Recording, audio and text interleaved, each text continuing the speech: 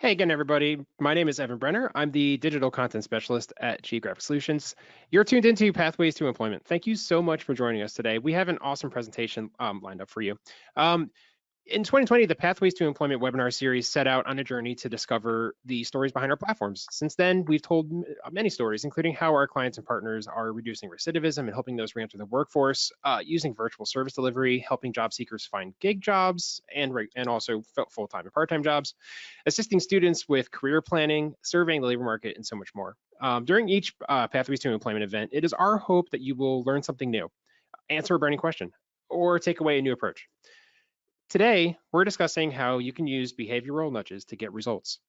This session includes folks from around the world, including Australia, Canada, United Kingdom, Ireland, Australia, Spain, and more. A little housekeeping. Please submit questions and comments in the question window, the GoToWebinar question pane. The question window is found in the side toolbar. It's kind of floating there. We will discuss all questions at the end of the presentation.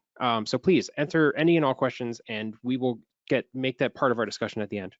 And now I'd like to introduce our guest. Maria Smith is the founder and CEO of Bounce and a communication and behavior change expert for with over 15 years of experience in workforce engagement and activation. Maria is joining us today live from Australia. It's a full 14 hours ahead of Eastern time. And so Maria, thank you so much for joining us at this early hour. No worries at all. I'm so glad to be here. And good afternoon, yes. Good morning, or good evening, wherever you are. Okay, well, it's 3 o'clock in the morning for me, so I'm really excited to be here with you all and just talk through and share with you some learnings that we had with a really specific trial we did here in Australia, and I'm going to be talking about that and how we can take the idea of these behavioral nudges into getting the best out of how we're servicing our clients, but also indeed how we might even be working with each other and in our workplaces as well. So let me talk a little bit about Bounce and Bounce Global. And we're actually based right now, I'm in central Victoria in Carisbrook. So I'm about an hour and a half north of Melbourne. And we're actually have been in the space of soft skills training and development in the workforce development sector, and have been since 2006, and started in Maryborough, which is close to where I'm living. And in 2006, we had the fourth highest unemployment rate in the country. And so a lot of the space that we work in is really how do we actually engage deeply with our communication.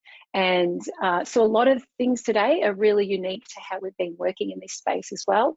And we're also based over in the US and are delivering in Massachusetts as well. And we can talk a little bit more about that later. For now, let's talk about, what's this nudging and why do we do it, and understand a bit of context around what it means. Some of you may be familiar with behavioral economics. Some of you may be familiar with Daniel Kahneman's work, which really is quite very deep in the context of what's been able to be shaped and changed. So think of a nudge as something that can really gently have behavior take place in easy ways. And we're going to talk a little bit more about the science, and I'll get into that because it's important to understand the context there. What nudges are so important because they're accessing a part of the brain that really may be hard for us to do. So there are things that we can do to make it really easy for us to make decisions. And when we're working with different populations, sometimes cognitive load takes over and we're so busy, or we're so overwhelmed or exhausted or burnt out, or whatever's occurring in life, because we're managing so many things emotionally and mentally, that sometimes making decisions or sometimes choosing to go towards something is really challenging. So the more we can make it easy for people to make decisions is a really great thing. And putting it into your service delivery, thinking about, how am I engaging with my clients? How am I doing this so it creates an easy pathway for their brain to make decisions forward? And I'm going to be sharing with you 4 key insights, key nudges that we used in a trial that I'm going to be talking about in 2019, and how we actually trained our trainers to be able to deliver this intervention as well. So let's talk about the context that we're sort of leaning into from these results. So in 2019, the Australian government, and at the time it was Department of Employment, Skills and Education, so similar to Department of Labor, a federal government department, we collaborated with them to deliver a training solution, and that is the Bounce program, which has been running for 17 years, working specifically with the long-term unemployed. And the intervention is a 3-week program, and incorporating in that were the behavioural insights, or these nudges I'm going to be talking about. And a lot of the elements of the program are, when you're doing a group intervention, people come together and they engage in a process of connecting with others. So you have this potential of what's called social norms, or the ability to start to come together and feel a sense of belonging, which is a lot of what we want to create in bringing group interventions together. And I'm going to talk about how you can use this just with one-on-one as well. So even though the trial was done with a group intervention, the trainers we actually had an intensive 3-day train the trainer workshop with them in order to understand how to deliver the program. So we had a what to deliver, but how to deliver this, so that we were able to really navigate this program from a point of view of the individual who was attending, the participant, would be able to be engaged in the process of their own thinking in a new and different way. And I'll talk a little bit more about that soon. So part of the participants, there were some information sessions and nudging as well. So just to be clear, this trial was actually a randomized control trial. So there was a treatment group and a control group as well. And the content is based on positive psychology, cognitive behavioral therapy, and other social science models. And a lot of the techniques really used allowed for the trainers to engage in conversation and engage in strategies for the participants' own thinking, as well as their own behaviour change process as well. So we did as I said, we did the program in group settings, and this is an important thing to be thinking about in this context, because we were actually leveraging the social norms, or what might be called social proof, and just to allow for others to begin to be willing to change or see change is actually okay, because some people have that relationship to change as interesting, difficult, or challenging as well. And we had information sessions that people could choose to opt in and do the program as well. And then the department was doing their own nudging to those participants to have them come in. So what I mean by that is they would send a text to remind them that, hey, your session's coming up. And one of the things that we wanted to look at is, all of these elements to come together to really have that sense of, how do we create a secure place for people to feel that psychological safety coming together. So just to give you an idea, the cohort of participants were in our context, the very long-term unemployed. And at that time, they were called Stream Cs. So perhaps close to a TANF participant in the US, somebody who's maybe been long-term unemployed, could be 2+ years, multiple barriers to employment. So it could be mental health, drug, alcohol. There could have been, their own sort of, 10 years of unemployment. And in our context in Australia, we have a system that does support people over a long period of time with unemployment benefits as well. So what we were able to really achieve in this program was getting participants to start to reframe their beliefs about themselves, to really begin to engage more deeply into their own life. So we sort of come from a well-being space to say, how do we increase someone's well-being so they can see possibility thinking? And so a lot of how we frame this and train the trainers to do it is really part of that key strategy. So some of the key findings in the trial was that the department actually deemed it successful. Now, at the end of this, I will have a QR code for you to download the trial report, so you'll get far more details. I'm not going to go into the trial details as much, but you can certainly read that as well. So the intention was always to measure the outcomes around that resilience and motivation and confidence, and what they called psychological work readiness, and that we could have people be more engaged in the job seeking process and the more motivated or confident that they could get a job. And the pre and post data that was collected we had psychometric evaluation. So one of those psychometric tests was the satisfaction with life. And even that saw an increase to 35.7% increase for participants. So the control group, treatment group, in the treatment group, they increased their satisfaction to life. The brief resilience scale increased 20%. So their resilience increased by doing this to 20%. And probably one of the most profound scales that was done was the Rosenberg self-esteem, and it was increased of 170%. So participants were coming in, walking out, increasing their confidence, their motivation, and just their willingness to engage more deeply into finding more meaningful work, but even just to have a sense of efficacy to say, I know what I can do to do the thing. So we're increasing that agency for them to do that. So we know when we're talking about probably our disadvantaged populations, this is definitely a strategy that works. But even now, in this program is delivered in Massachusetts, in the Worcester Career Centre and also Quincy Career Centre, they've been using it, and Worcester have been using it for 10 years now, and certainly seeing the same results with clients who may be more job ready, who may have just lost a job, but it just engaged them to really build confidence. So when we think about this, when we start to think about, well, how are we actually working with our clients and making things work for them? And I think it's really important to understand that because of cognitive load, like we have this limited amount of time and brain power and energy, and there's so many pieces of research that point to this thing of like the concept of willpower, that it isn't something that we have all day long. And so we can have that fatigue at the end, that decision fatigue, that by the end of the day, we might be making not the best decisions just because we've got so many things we're thinking about. So let's talk a bit about the research so you understand the frame of how this idea of nudging and how we've applied it in the space that we're in.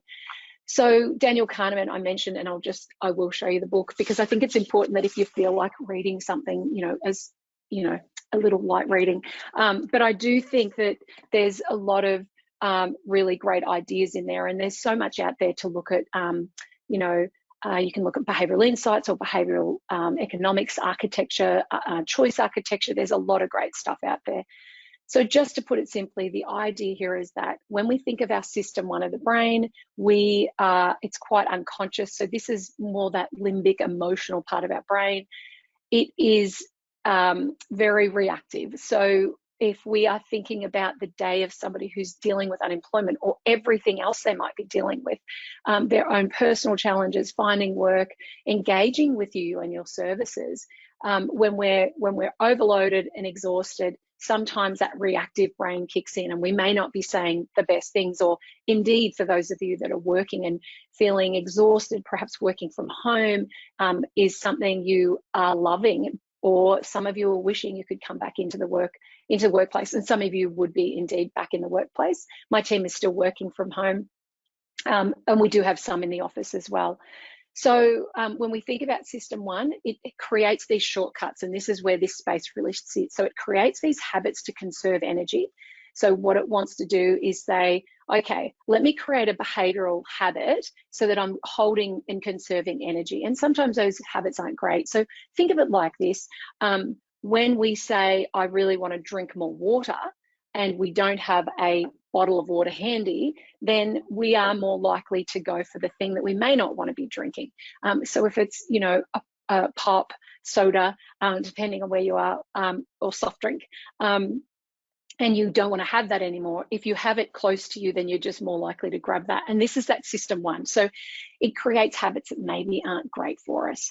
And so we have to think about how we're serving our customers, and some of those habits where we think, why do they keep doing that? And it's just a habit. The brain's just wired it. The neural pathway has wired that. And so it develops shortcuts to just make that cognitive load decrease, so cognitive ease.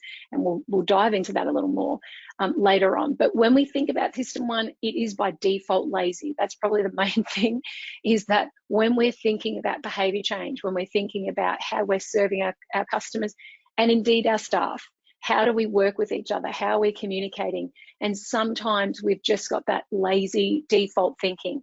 And so everyone has that, and that's not a judgment. It simply is the brain's way of going, how do I make this easy and conserve energy? So that's why we can think behaviorally. You might be driving on the freeway, you haven't had a good night's sleep, you're feeling a little exhausted, and you don't want to yell at that person, but suddenly it just acts impulsively because you just haven't been self-caring, which is a lot of the space we work in, is, you know, how do we keep that self-care going? But understand that if we don't create a pathway and new behavior and don't have an active piece with system two, which I'm about to talk about, then it means we can sort of default back. So we have to be very intentional when it comes to behavior change, because it's energy. It requires energy, which is our system two. So you could think of this as that prefrontal cortex, like more in front of the brain. So we're, to the forward part of the brain. So it's conscious, it's reflective. So this is the part that's actually got that logical thinking. This is the part that says, don't yell at the person in front of you and toot your horn. You don't need to. It's all good. You're going to get to work just in the right time or to that appointment. So we have to be thinking about this system two requires energy to work, and it uses more energy than our system one. And so what happens if we're not spending time in our processing or making things easy, then we're likely to not get and activate our system two.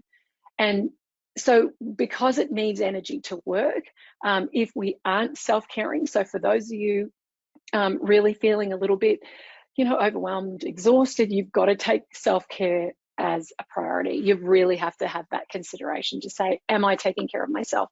Because system two is actually only 2% of our thinking.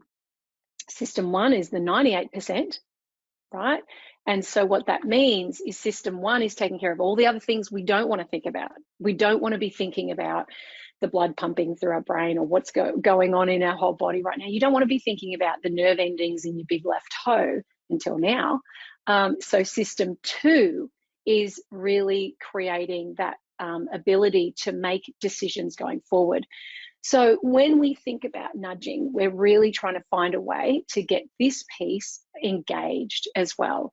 So having that consideration is really important as we go forward as well. So that's just a brief understanding of how this idea sort of works, or how you can engage with it as well. And in the just a little piece here, in the context of language, oftentimes when we are overwhelmed, exhausted, cognitive load is kicking in, then we're not activating system two, and then our communication is not precise or pristine, and then we can have communication breakdown. So we do a lot of job coach certification and training, and engage in leadership coaching skills. And a lot of that space is, how do I actually use language to get my point across and really become conscious and aware of how I'm communicating as well.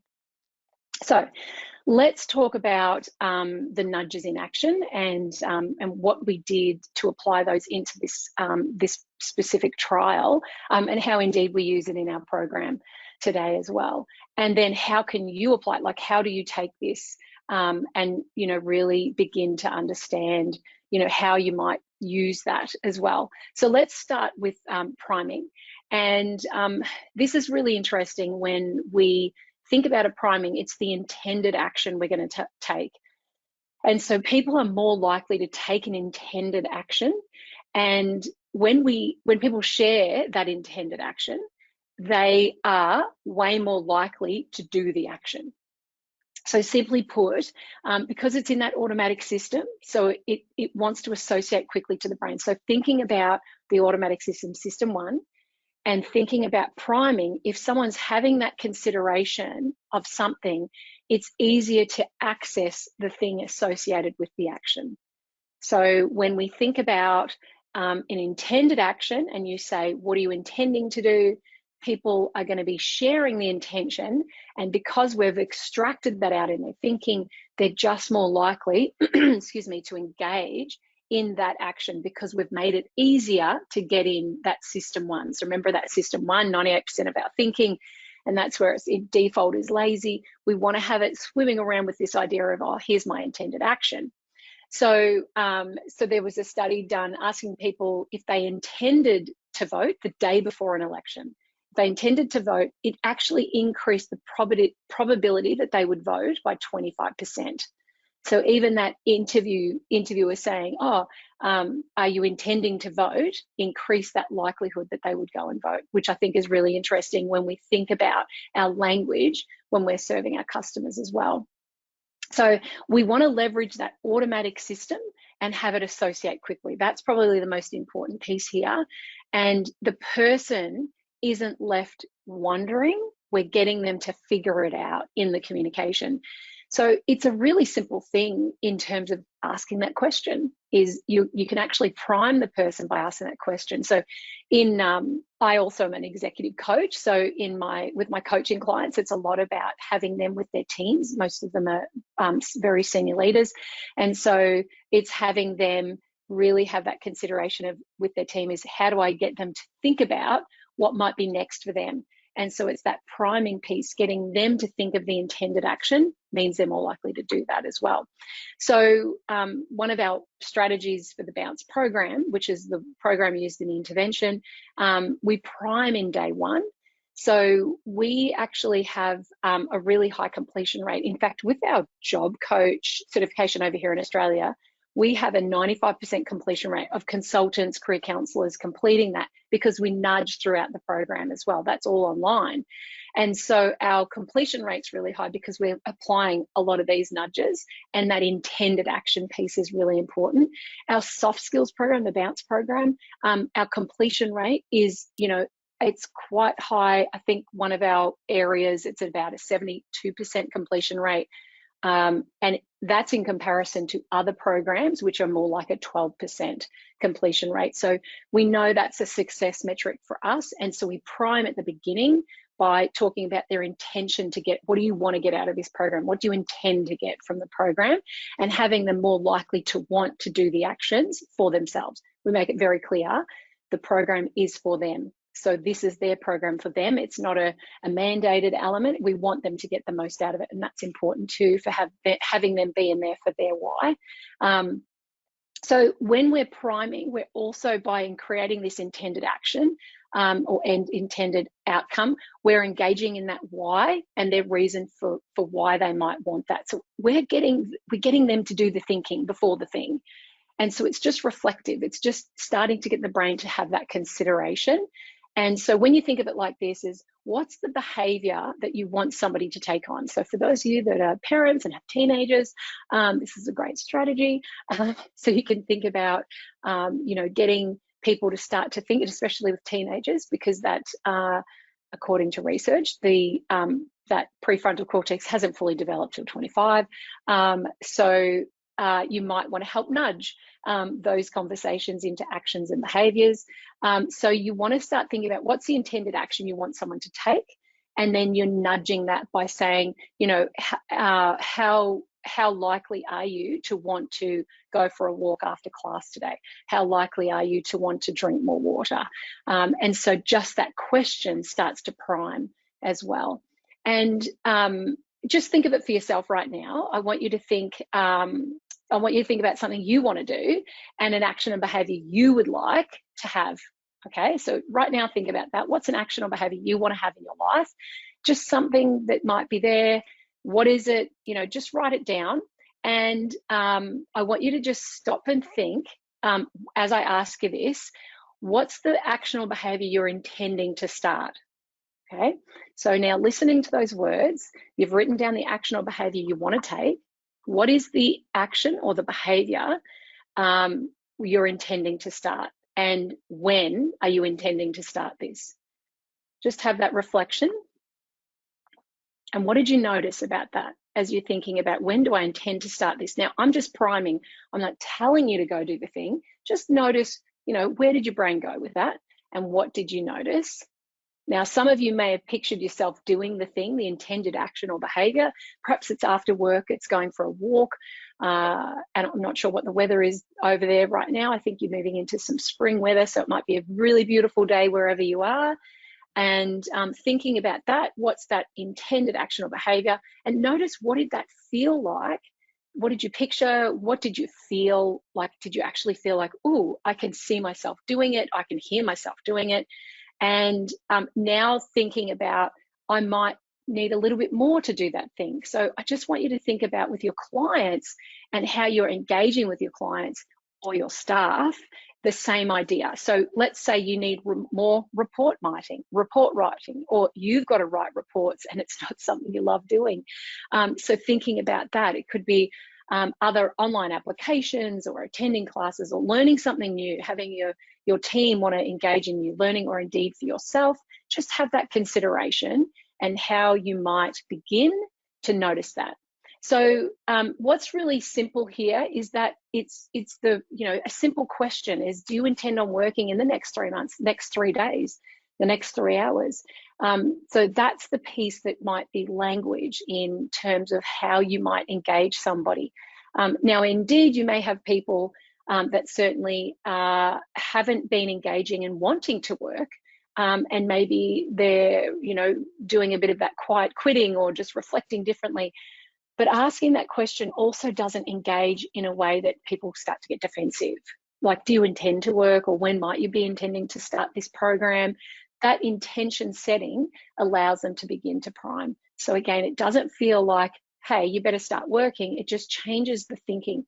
And so for those of you that have really strong-willed teenagers, this is a really great one because they feel like they're in charge. It's just a tip. Okay, so let's talk about the next one, and that's pre-commitment. So this is now we're talking about, because it's quite linked to the priming, and we want to link it over.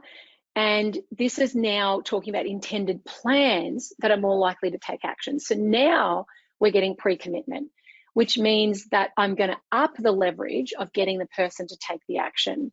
And so what we want to be thinking about, it's very similar, absolutely similar to priming, but it actually starts us moving towards the actions we want to be taking.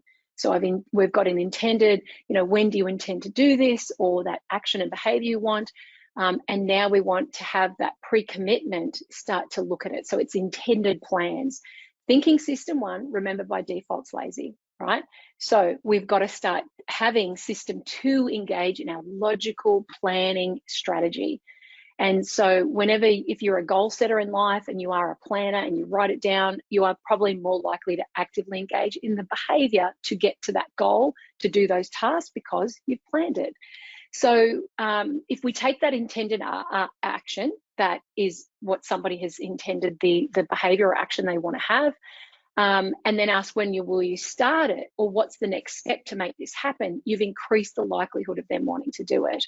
So right now, with that little action or behavior that you may have written down, ideally you found something, I want you to now think about, what is it that the next action step to do that behavior that you want. And I've got a few more things to share with you in terms of also whether it's about increasing a positive behavior or decreasing an unresourceful behavior for yourself as well. So thinking that is, what are my next steps? And just maybe jot them down. And we're going to increase the likelihood that you'll take action on that. And the way you want to be thinking about this is, in our Bounce program, we actually use this using agreement frames.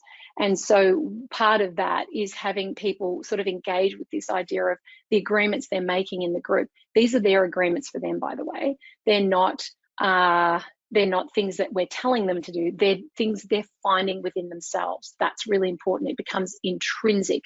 We want to increase that self-determination of the human, right? We want to have their autonomy and control, that I am in control of my life. I can choose the actions that I need to take to make my life work. And that autonomy piece is so important. And so is that competency, the ability, building the confidence that I can do the thing that I need to do and do strategies towards that, actions towards it. And a feeling of relatedness is going to more likely increase that those basic human needs for that person, especially in the context of where they've been really disadvantaged as well. So we want to think about, in our context, we use that framing, agreement frames, but we invite them to find something they want to do in their life. So it could be anything from drinking more water, calling a job lead, calling their mum. They haven't spoken to their mum for a long time, and finding those behaviours that we nudge by doing something simple and easy, and then pull to the next thing and the next thing, and then they start to engage. I have seen people, a young guy coming into a bounce program years ago drinking 3 litres of Coke, or like the big, whatever you would call that size. I'm trying to see how big I'll make it. Anyway, a lot of Coke. And he actually stopped drinking Coke completely, and we did it through using nudges. So it was just a little bit, backing down, and finally, in the 6-week program he was doing, he dropped an incredible amount of weight, walked to class, and got a job. So a lot of things have an impact when we start to change that behavior as well. So one of the things that you can do is just those small agreements. So they don't even have to be job related. Honestly, when we start making changes, like I said, the kid that was drinking Coke, a lot of Coke, that little behavior led to everything else having an impact as well. So what it really gives is that real sense of self-determination. So I'm in control. I can get my life to work as well. So the simplest things is, like, if you want to walk 15 minutes a day, even commit to 10 minutes, and you're more likely to do it. Make it easy, convenient, which we'll get to soon. Even if it's something about, there's something you might be thinking about, those small agreements for yourself as your self-care. And I'm a big one for this, especially in our context today, is what are you doing for your self-care? And so small agreements that can happen. So in the context of your delivery, it's about thinking, if you're calling up your clients and you're having a conversation of intended action and how can I support you, it's that coaching conversation you really want to start having with them. And so again, the coaching conversation has them empowered to do the thinking. You don't want to do the telling. You're not telling them what to do. We want them to be thinking about solutions. That's important for engaging the brain as well. So these small agreements are a nice way to get them to leverage their behavior the way they want to get towards that outcome as well. So that's a lot of the space that really, when we're thinking about that pre-commitment, it then becomes more about the action I'm going to be taking. I'm a big one for, in a coaching context, in any conversation, it may be, well, what are you going to take out of this conversation and put into action? So with my team, it's the things that we never get to the end of a meeting without that, what's my intended action, and then the action plan I'm going to be taking. And so having a really clear step, like by today, I'm going to make a call to this place, or I'm going to do that report. So we're just more likely behaviorally to be doing that, because we're also leveraging social proof, which is another really powerful nudge we used in the program and still use today, because people are influenced by what others do. So social proof is also social norms, if you've heard it referred to that. And so people, our brain is wired to connect. Our brain is wired for a belonging. And so when we think about what a group context does, it's really quite powerful for people to feel a connection. And so in order to feel a belonging or a part of a tribe, they're more likely to follow the pack. Now, we've seen that in really positive ways, but we can also see that in negative ways, which is where, when you look at contexts like a cult, they're using social proof because it's, I want to be part and belong. We work in New Zealand with a beautiful social enterprise that works with young Māori populations, 12 to 24-year-old young people. And that's the First Nations people of New Zealand. And what these young people may be in challenging situations, have been in gangs, they've been in juvenile detention, homelessness, drug and alcohol, and they run the bounce program in their service delivery. And what they've found is that it's taken, the kids that were belonging to the gang to then belong to their organization, their social enterprise, and find a new belonging, which of course shifts that mindset to then have more positive behaviors into their life as well. So group sessions are really powerful. And what you can think about is your own business culture, your own culture of your office, and thinking about, you know, that positive culture, that positive workplace. Again, it's words create worlds. And so it's that shared language that has a big impact on our culture. So having that consideration, you know, the language that might be used is going to influence how people are. So that social proof is really, really a crucial one. So when we're talking about the goals and the actions that we've just said, we're priming, we're pre-commitment. Now let's look at this idea of that social proof. Now it's about, if I share this with others, I'm more likely to do the thing, because now I've made a commitment, and I'm more likely to be behaviorally engaged in that, if I indeed care enough about the group I'm sharing with. So that's the other part. If it's people that, you know, some of you might pop into the chat for the intended action, your pre-commitment, your strategy, and what you're going to be doing. And you may be more likely to take that action because you've put it in a very large group, and it's an intended action. You've made that commitment, and now we're going to leverage that social proof as well. So we can create that group leverage with influencing with others, and that's really powerful. And again, in a team context, it's really powerful for performance as well, and levels of engagement. As long as you've got high levels of positivity, communication, language that works towards the outcomes we want, but also allows people to flourish in their strengths and their values that are aligned as well. So a really simple example is where you can show or demonstrate things that are social proof. So it may simply be, you can mention what other clients have done. You can talk about, you know, you might have a client who is older. Perhaps they're, you know, 60, thinking about what to do, and you could reference another person you've just helped, or another person, you know, at 60 that just has started working here and they found it really enjoyable. So that's social proof as well, how I can actually talk about other people in their frame that they might relate to say, actually, you know what, that's really good. If they're doing it, I can do it. So we can leverage that thinking. Again, that system one is getting them to have a relatability and a connection to think, well, if they're doing it, I can do it. When we think about mindset, and changing mindsets in terms of like focusing on, you know, high driven performance, like elite athletes, you know, it's that same idea where they're looking at, you know, who is like me, and let me model that behavior. And they're just more, if they identify with that athlete, they're more likely to engage in the behavior towards that outcome as well. So really powerful stuff to think about. How are you leveraging? I've got the 5-star up there because basically it means that people, if you just go to Amazon, you can see those ratings are a huge influence to how people choose that social proof. You know, you're buying something because you've seen those, whatever, 10,000 5-star reviews, you're thinking, well, it has to be good.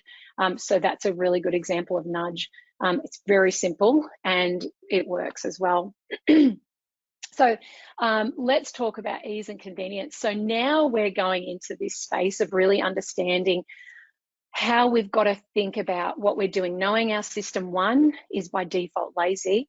Are we making and creating cognitive ease? Are we really allowing people to just be able to make easy decisions? So when you're thinking about what you're offering, your service delivery, are you making it as simple as possible? Does somebody have to fill out 10 pages to do services or activate some of your services? Are they required to go online and do complicated things? That is creating cognitive load. And what we know is if we're creating cognitive load, I'm more likely to not do the behavior. Think of it like online forms, how easy it is. Like, I have a QR code for you to pick up your phone and jump on and grab that report. That is the easiest way for you to do it. If I said, if I added a link in here and you had to type that link out, I know majority of you would not have to, you wouldn't type it out. It's just not convenient. So you think about QR codes are so convenient now because it's one click, done, I'm on the website, I download it, easy. So we've got to think about how am I making things easy and convenient for my customers, knowing that their brains are overloaded, and we all have that, right? So it's sort of like, if you don't have it top of mind, if you haven't put the thing there to remember it, it's like drinking more water. If I have the bottle of water, I'll drink 3 liters of this a day because it's here and I go and do it. It's a habit. It's easy, convenient. If that water bottle's downstairs, that's just too much work. I'm not doing it. So I'm going to drink less. So you got to have it in front of you to make it easy, convenient.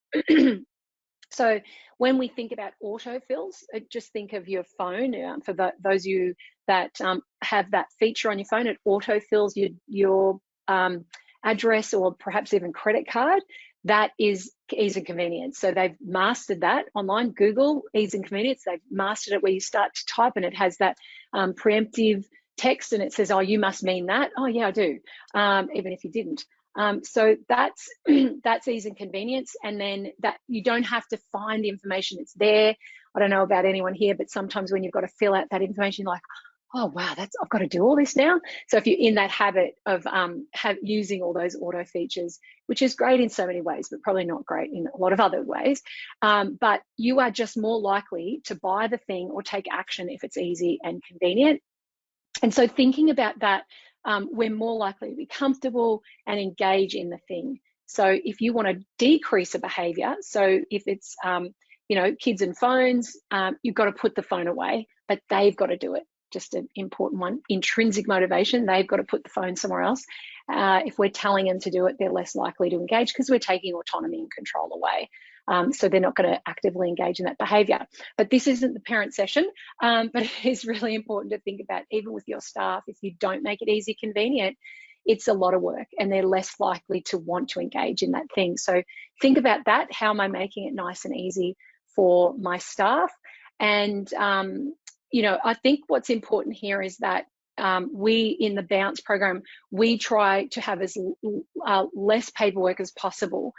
We don't actually engage in the paperwork in day one. We want to, and that's for a cohort of highly disadvantaged, because we know the minute you bring paper and pen out, people can be quite triggered to unresourceful learning or education. So we don't want to trigger that emotion. We just want them to engage and feel a deep sense of belonging, and then have them engage in that. So a simple strategy that you can use is make them feel comfortable and safe when they're working with you. That creates that psychological safety. Make it feel like, you get to serve. Like, I think that's an important mantra to think about how we serve our customers, is like, if that's a driver and a value, to think, how do I serve? And people feel that and think, yeah, you're helping me and I want to help me. Ideally, that's what we're talking about, is people learning the behavior to help themselves, but sometimes they need that little nudge and that support. So reduce the barriers and, wherever you can, wherever it's possible. If you've got really great online systems, like Geographic Solutions, I'm sure it's all very easy, convenient to be using, and that's important. And while we engage in that thinking, this allows us to engage in the transformational work as well. And so you don't want to be doing the things and doing the everything. So just for some of you, that might be that, oh, let me do it for you. You actually want them engaging in it, but you want to create it to be easy enough for them to do that. So we're just thinking of it like reducing the blocks and the barriers as much as possible to whatever that is. So they're the 4 nudges that I want to talk about, but I do want to just reflect on something here, and that is this idea of decision fatigue.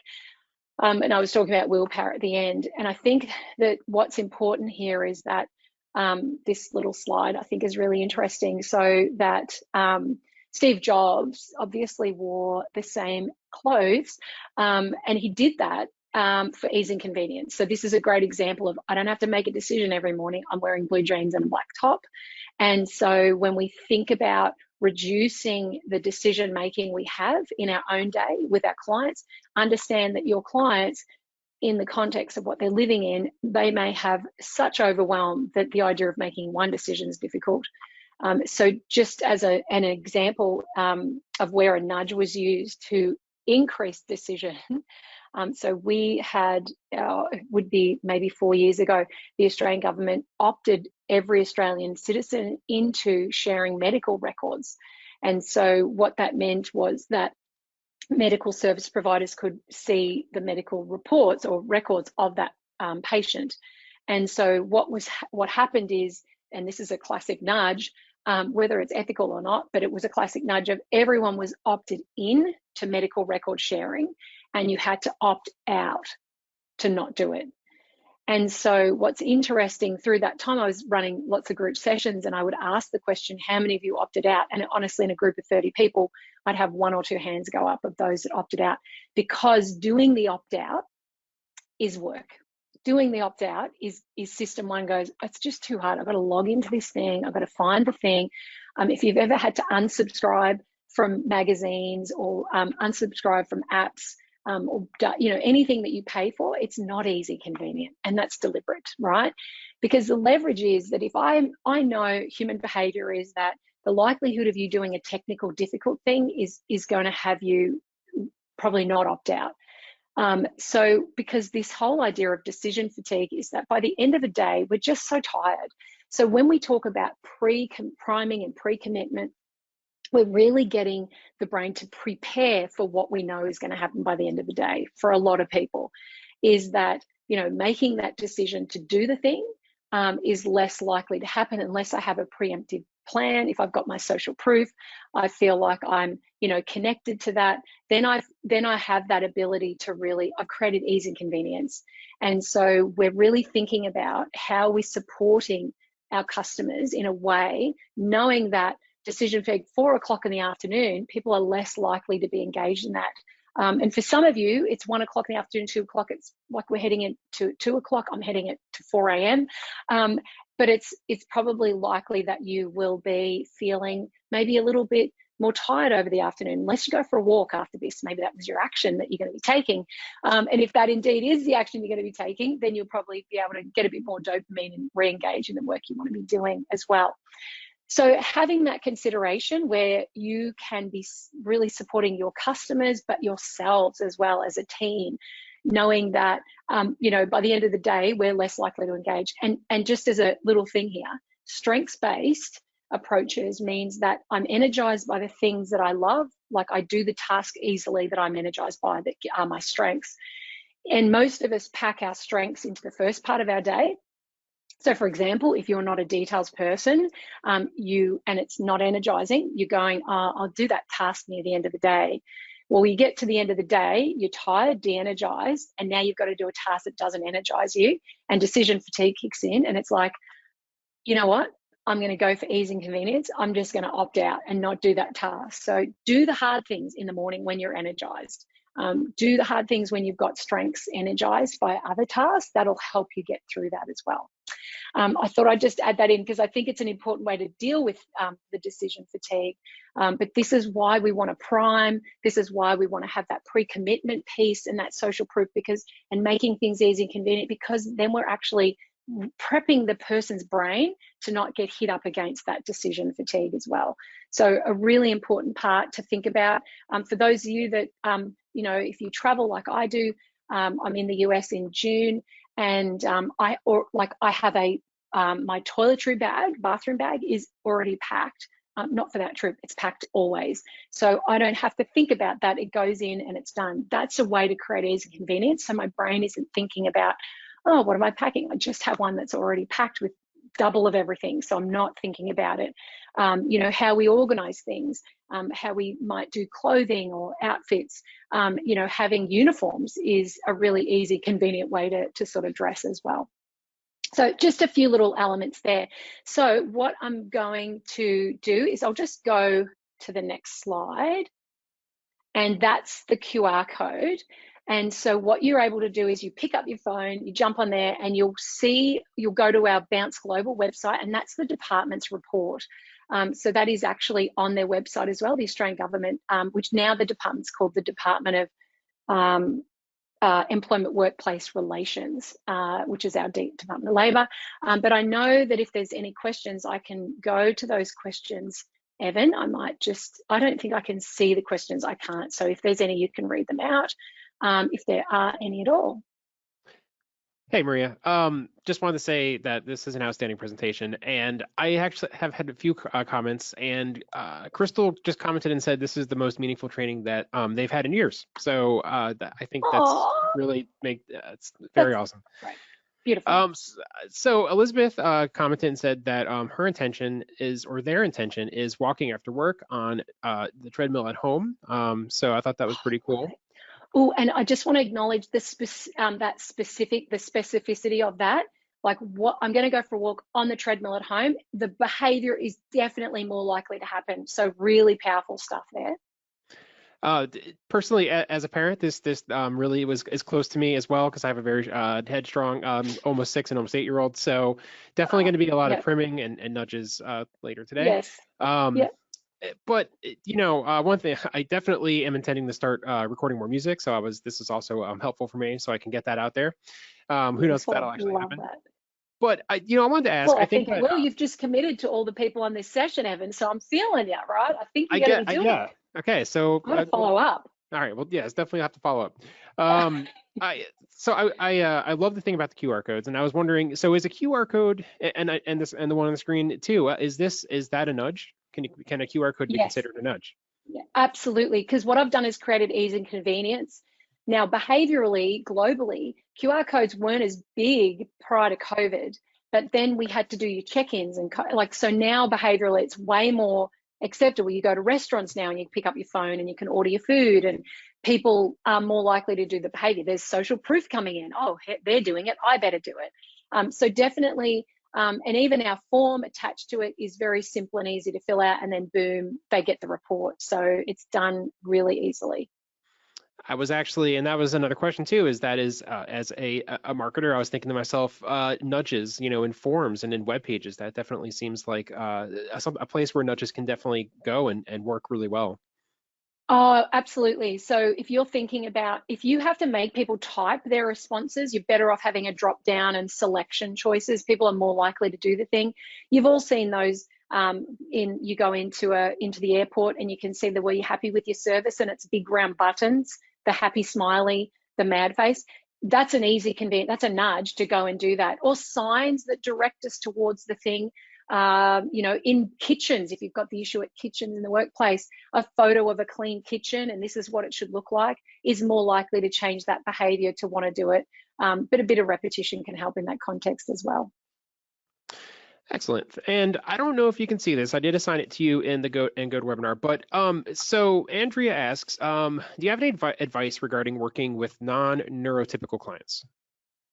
Yeah, so I think what's really important is that, again, the nudging that you want to be doing is simple and easy. So the less, the better. So clean, clear communication.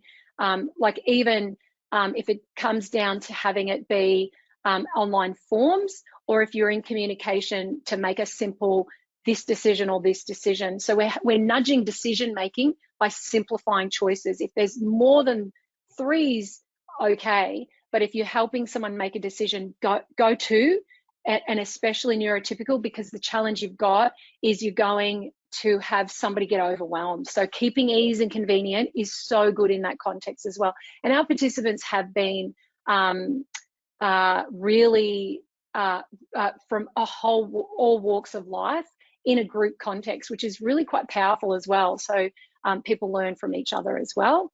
I'll read. How would you effectively use nudges with employers without seeming pushy? How do you help them make their nudges a priority? Oh my gosh. So I love the employer space. So everything I've talked about, absolutely the same with employers. So you're going to build relationships. I'm going to do this quickly. You're going to build relationship, build trust, build rapport.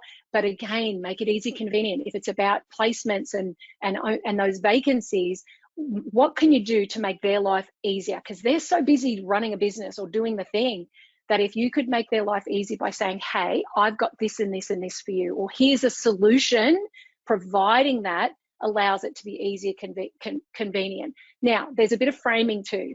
How do I do this so I can frame it with, Evan, I just lost you. How do you, you're still there. Okay, good. Yes. How do I do this so that I am framing it in a way that allows this person to think it's their idea? So framing is actually another really powerful nudge. So framing, it's a bit like the priming, but we're framing towards what we want them to be thinking about. Would you consider is a really nice way to have somebody think about. Would you consider, I know you've got 3 vacancies, but we've actually got a cohort that we've just worked through this really great intervention. Would you consider 5, knowing you're anticipating the busy season coming up? So I'm framing, and you can hear my priming in there. Or a reframe is, a challenge might be, I'm not sure the candidates you're offering are really the right fit. Well, if they were the right fit, what would you be looking for specifically? So I'm reframing their thinking to now tell me exactly what are they looking for.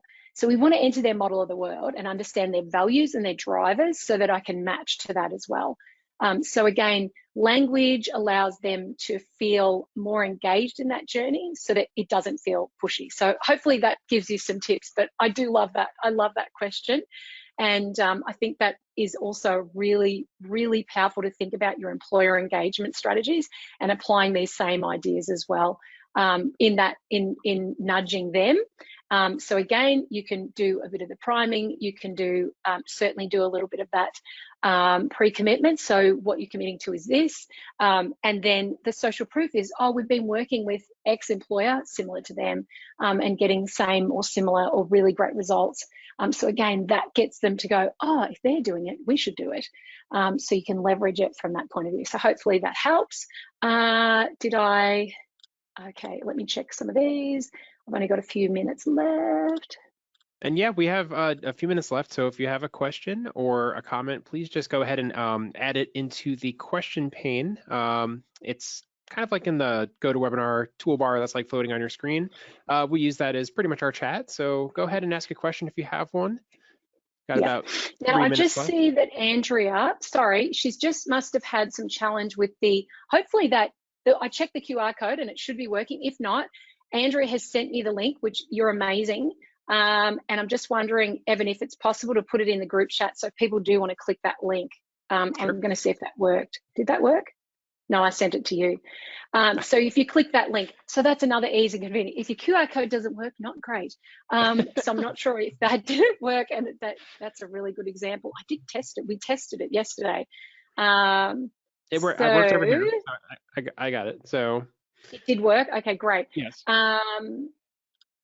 And yes, thanks, Andrea. That is it. You're amazing and awesome. I can tell Andrea's got a strength in action taker because she's just jumped on and found that solution, which is so good. So I've just got this slide here, just while we wait for any more questions. This is a little bit about how we work. So we've got the Job Seeker program. We work with leaders with coaching skills and our frontline staff with our job coach certification as well.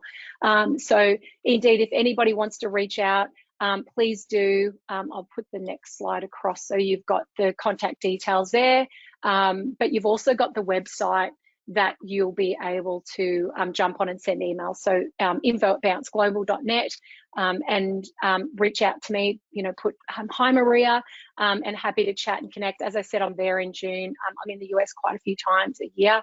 And then in London. So for anybody in the UK, I'll be over there at the IEP Summit on the 15th of June. So love to connect and chat with anybody that wants to chat further.